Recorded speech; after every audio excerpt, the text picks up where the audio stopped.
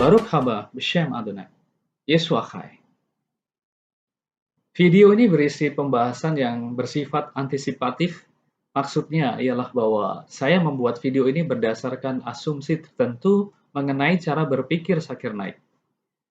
Asumsi saya itu belum tentu benar, tetapi belum tentu juga salah. Jika apa yang saya asumsikan mengenai cara berpikir Zakir Naik itu benar, maka video yang saya buat ini adalah respon untuk hal tersebut. Asumsi saya ialah bahwa bagi Zakir Naik, syarat seseorang pantas disebut dan diakui sebagai Allah, cukuplah jika seseorang berani berkata di depan publik, "Aku adalah Allah, sembahlah aku." Nah, jika ternyata dalam konteks kehidupan nyata hal itu tidaklah cukup dan tidak realistis, maka hal itu memunculkan pertanyaan dalam diri kita bahwa mungkin saja sebenarnya Zakir Naik telah melihat bahwa dari aspek-aspek lain, Yesus sebenarnya memenuhi kriteria untuk diakui klaim kealahannya. Tetapi karena alasan tertentu, maka Zakir Naik tidak mau mengakuinya. Mari kita bongkar. Logika Zakir Naik yang menuntut bahwa Yesus mesti berkata, "Aku adalah Allah, sembahlah aku," untuk membuktikan kealahannya, bisa saja memunculkan kesan bahwa syarat satu-satunya yang dia tuntut agar seseorang dapat diterima sebagai Allah ialah cukup jika seseorang bisa dan berani berkata, "Aku adalah Allah, sembahlah aku," di hadapan orang lain. Kalau seseorang tidak membuat pengakuan diri seperti itu di hadapan orang lain, maka dia tidak bisa diakui sebagai Allah. Konsep kealahan seperti itu mengantar kita pada sebuah konsekuensi ekstrim, yaitu bahwa bahkan jika Allah sendiri tidak pernah berkata, "Aku adalah Allah, sembahlah aku," maka Allah itu tetap bukan Allah. Padahal Allah adalah Allah, tidak peduli apa persepsi dan konsepsi kealahan si Zakir Naik. Dalam konteks kehidupan nyata, jika benar bahwa syarat agar Allah terbukti benar sebagai Allah ialah cukup jika Allah berkata, "Aku adalah Allah, sembahlah aku," maka apakah kalau ada orang berteriak-teriak di pinggir jalan, "Aku adalah Allah, sembahlah aku," maka benar orang itu adalah Allah? Mungkin hanya Zakir Naik yang akan segera datang dan menyembah orang itu. Jika ada petugas kesehatan jiwa yang lewat, tampaknya mereka berdua akan segera diangkut ke rumah sakit jiwa. Sekedar berteriak-teriak, "Aku adalah Allah, sembahlah aku," tidaklah dengan sendirinya menjadi bukti bahwa orang yang berteriak-teriak itu adalah sungguh Allah. Dalam kehidupan nyata, orang yang berteriak-teriak seperti itu akan dianggap sekedar mengaku-ngaku. Dan lebih buruk lagi, ia akan dianggap orang gila. Syarat yang dibuat Zakir Naik itu selain berpeluang besar untuk gagal mengidentifikasi Allah yang benar, ketika diaplikasikan pada kehidupan nyata, ternyata malah terbukti sebagai sebuah cara yang tidak realistis dan konyol. Nah, jika Zakir Naik termasuk Anda dan saya tidak mau digolongkan ke dalam kekonyolan itu, maka dengan terpaksa kita harus membuka sebuah kemungkinan pemikiran bahwa ternyata syarat yang dibuat Zakir Naik itu syarat yang kasuistik, yaitu syarat yang dibuat Zakir Naik khusus untuk Yesus saja. Mengapa begitu? Begini penjelasannya. Kalau kita melihat video-video Zakir Naik, saya kira kita semua merasa yakin bahwa Zakir Naik pernah membaca seluruh isi Alkitab. Bahkan dia terkenal karena kemampuannya menghafal banyak sekali ayat-ayat dalam Alkitab, seperti juga dalam Al-Quran. Setelah membaca seluruh Alkitab, sebenarnya sudah jelas bagi Zakir Naik bahwa Yesus adalah seorang yang penuh dengan kuasa mukjizat sebagai bukti kualitas kealahannya. Supaya video ini tidak terlalu menjadi panjang lebar dengan penjelasan tentang semua mukjizat Yesus, maka sebagai cara untuk meringkasnya, mari kita letakkan Zakir Naik pada posisi Yohanes Pembaptis yang mengutus dua muridnya untuk bertanya kepada Yesus, apakah dia orang yang dijanjikan itu. Ketika Yohanes mendapat kabar tentang segala peristiwa itu dari murid-muridnya, ia memanggil dua orang dari antaranya dan menyuruh mereka bertanya kepada Tuhan, "Engkaukah yang akan datang itu, atau haruskah kami menantikan seorang lain?" Ketika kedua orang itu sampai kepada Yesus, mereka berkata, "Yohanes Pembaptis menyuruh kami bertanya kepadamu, Engkaukah yang akan datang itu, atau haruskah kami menantikan seorang lain?" Pada saat itu, Yesus menyembuhkan banyak orang dari segala penyakit dan penderitaan, dan dari roh-roh jahat. Dan ia mengaruniakan penglihatan kepada banyak orang buta. Dan Yesus menjawab mereka, "Pergilah dan katakanlah kepada Yohanes apa yang kamu lihat dan kamu dengar. Orang buta melihat, orang lumpuh berjalan, orang kusta menjadi tahir, orang tuli mendengar, orang mati dibangkitkan, dan kepada orang miskin diberitakan kabar baik. Dan berbahagialah orang yang tidak menjadi kecewa dan menolak Aku."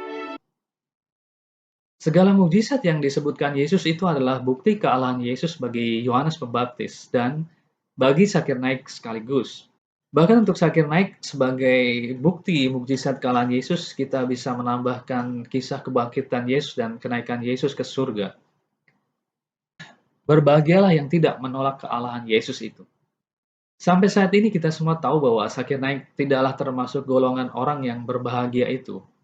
Maka kalau semua mukjizat itu tidaklah cukup bagi Zakir Naik, saya mau mengingatkan 3 fakta klaim kealahan Yesus yang mungkin saja sengaja dilewatkan oleh Zakir Naik. Pertama, fakta bahwa Yesus mempunyai kuasa mengampuni dosa. Kuasa yang hanya dimiliki oleh Allah. Seperti dikisahkan dalam Markus bab 2 ayat 1-12. Markus pasal 2. Kemudian, sesudah lewat beberapa hari, waktu Yesus datang lagi ke Kapernaum, tersiarlah kabar bahwa ia ada di rumah. Maka datanglah orang-orang berkerumun, sehingga tidak ada lagi tempat, bahkan di muka pintu pun tidak. Sementara ia memberitakan firman kepada mereka, ada orang-orang datang, membawa kepadanya seorang lumpuh, digotong oleh 4 orang. Tetapi mereka tidak dapat membawanya kepadanya, karena orang banyak itu. Lalu mereka membuka atap yang di atasnya. Sesudah terbuka, mereka menurunkan tilam, tempat orang lumpuh itu terbaring. Ketika Yesus melihat iman mereka, berkatalah ia kepada orang lumpuh itu, "Hai anakku, dosamu sudah diampuni." Tetapi di situ ada juga duduk beberapa ahli Taurat. Mereka berpikir dalam hatinya, "Mengapa orang ini berkata begitu? Ia menghujat Allah. Siapa yang dapat mengampuni dosa selain daripada Allah sendiri?" Tetapi Yesus segera mengetahui dalam hatinya bahwa mereka berpikir demikian. Lalu ia berkata kepada mereka, "Mengapa kamu berpikir begitu dalam hatimu? Manakah lebih mudah mengatakan kepada orang lumpuh ini, 'Dosamu sudah diampuni,' atau mengatakan, 'Bangunlah, angkatlah tilammu dan berjalan'? Tetapi supaya kamu tahu bahwa di dunia ini Anak Manusia berkuasa mengampuni dosa." Berkatalah ia kepada orang lumpuh itu, "Kepadamu kukatakan, bangunlah, angkatlah tempat tidurmu dan pulanglah ke rumahmu." Dan orang itu pun bangun, segera mengangkat tempat tidurnya dan pergi keluar di hadapan orang-orang itu. Sehingga mereka semua takjub, lalu memuliakan Allah. Katanya, Yang begini belum pernah kita lihat. Jadi jelas Yesus menyatakan bahwa seperti Allah, dirinya pun memiliki kuasa untuk mengampuni dosa. Artinya kalau Tuhannya Israel itu Tuhan yang echad, yang satu, seperti ditegaskan oleh Yesus sendiri dalam Markus bab 12 ayat 29, maka jika Tuhannya Israel itu cuma satu, maka tidak mungkin tidak Yesus yang mengampuni dosa itu pasti adalah Tuhan yang sama yang diimani oleh umat Israel itu. Sebab dalam iman Israel tidak mungkin ada 2 Tuhan dan tidak mungkin ada 2 Tuhan dengan otoritas yang sama dalam memberi pengampunan dosa. Hanya bisa ada 1 Tuhan dengan 1 kuasa pengampunan dosa. Jadi pernyataan Yesus bahwa dirinya memiliki kuasa mengampuni dosa orang adalah jelas sebuah deklarasi diri bahwa Yesus adalah Tuhan itu. Kedua, fakta bahwa Yesus menyatakan dirinya dalam kitab Wahyu bab 22 ayat 13 sebagai To Alpha hai To Omega, yang awal dan yang akhir. Dalam bahasa Al-Quran, Al-Awal dan Al-Akhir. Atribut Allah yang jika diterapkan kepada Yesus artinya tidak ada apapun dan siapapun sebelum Yesus, dan tidak ada apapun dan siapapun sesudah Yesus. Jadi Yesus jelas mengklaim bahwa dirinya adalah Allah sendiri. Ketiga, fakta bahwa Yesus adalah pencipta alam semesta seperti dikatakan dalam Injil Yohanes bab 1 ayat 3, bahwa segala sesuatu dijadikan oleh Yesus, Sang Firman Allah yang menjadi manusia itu. Segala sesuatu dijadikan oleh Dia dan tanpa Dia tidak ada sesuatu pun yang telah jadi dari segala yang telah dijadikan. Seperti juga ditegaskan dalam Kolose bab 1 ayat 16. Karena di dalam Dialah telah diciptakan segala sesuatu yang ada di surga dan yang ada di bumi, yang kelihatan dan yang tidak kelihatan. Juga dalam Ibrani bab 1 ayat 2. Oleh Dia Allah telah menjadikan alam semesta. Ketiga fakta dalam Alkitab mengenai Yesus sebagai yang berkuasa mengampuni dosa, sebagai To Alpha kai To Omega atau Al-Awal dan Al-Akhir, dan sebagai pencipta itu semestinya menjadi fakta yang tak terbantahkan mengenai klaim kealahan Yesus yang tidak bisa lagi ditolak oleh otak yang waras.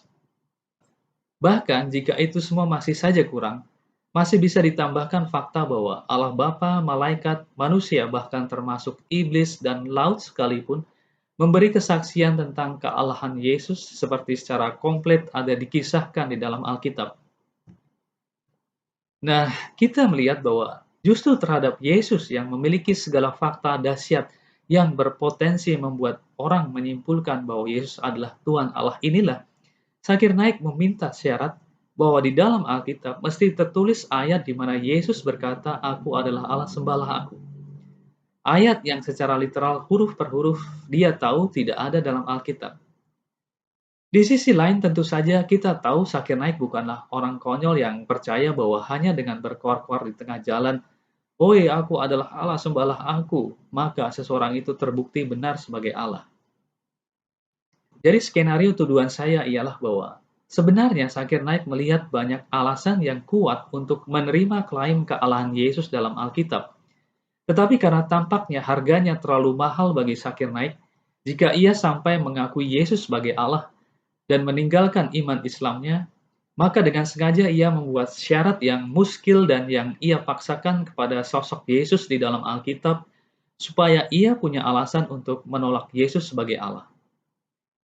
Oleh sebab itu bagi saya jelas bahwa memang Zakir Naik menerapkan syarat yang dia reka-reka sendiri itu hanya untuk Yesus.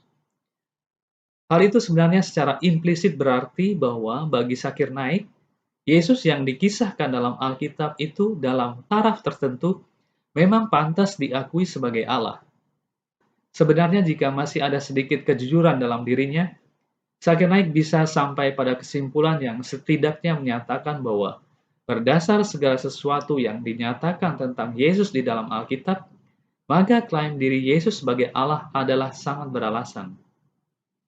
Untuk bersikap realistis, memang kita akhirnya harus berkata bahwa kita tidak bisa terlalu berharap kepada Zakir Naik.